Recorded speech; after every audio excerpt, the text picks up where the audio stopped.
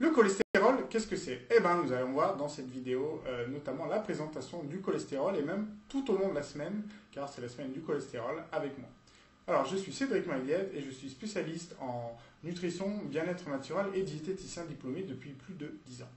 Alors, effectivement, le cholestérol, c'est quelque chose de très controversé, de plus en plus controversé.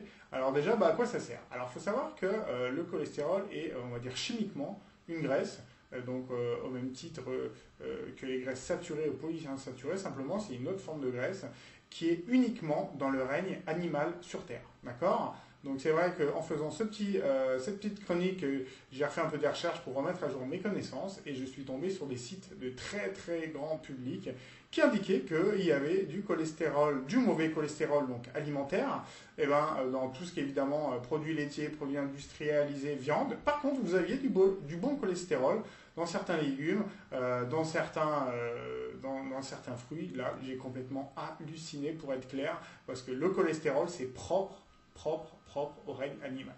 C'est déjà une différenciation entre le règne animal et végétal. Alors, quand est-ce qu'est née un peu cette, si on peut le dire vraiment, cette supercherie? C'est depuis les années 50 à 70, où aux États-Unis, on avait beaucoup de morts par tout ce qui est maladie cardiovasculaire, grosso modo, et on voulait trouver un peu un responsable. Donc, les industries pharmaceutiques, également un peu agroalimentaires, ont fait des recherches, ont fait des études, qui était sur notamment quelle pourrait être la cause de ces décès. Il en est sorti, au vu des interprétations, mais vraiment très très mal menées, que c'était le cholestérol. Il faut savoir que les études ont été complètement faussées pour en faire apparaître le résultat que les industriels le souhaitaient. Tout simplement, donc depuis plus de 50 ans, en fait, il y en a, ils appellent ça, c'est carrément la supercherie. On peut parler des fois de hold-up carrément.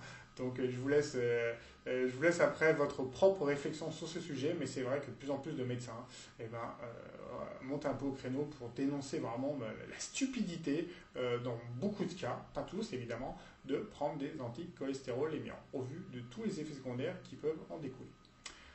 Alors, j'aime bien poser cette question, où est-ce que vous pensez qu'on a du cholestérol en plus grosse quantité dans le corps? La plupart des gens m'indiquent le foie. Et bien tout simplement parce qu'effectivement le foie c'est l'organe maître du cholestérol. Et non, c'est le système nerveux avec notamment le cerveau. Alors il faut savoir que pourquoi il y en a beaucoup dans le cerveau? Et bien tout bonnement parce que c'est indispensable, je dis bien indispensable au bon fonctionnement de l'intégralité de votre système nerveux. Donc dès qu'on prend un médicament qui réduit de manière drastique le cholestérol, en fait le système nerveux il ne peut pas bien fonctionner. Il n'y a pas que ce système nerveux. On va tout de suite voir les différents rôles du cholestérol.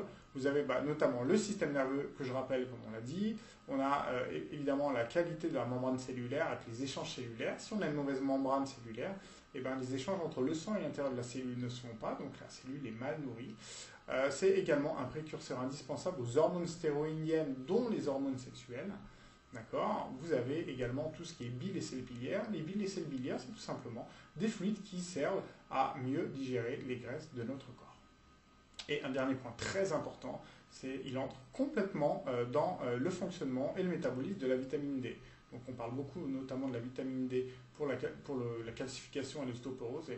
S'il manquait du cholestérol, tout simplement, la vitamine D fonctionnerait moins bien, et l'ostéoporose pourrait apparaître un peu plus. Attention, ce n'est pas la seule cause. Voilà, maintenant en termes de présentation, vous avez compris un peu plus à quoi sert le cholestérol, mais c'est une molécule indispensable.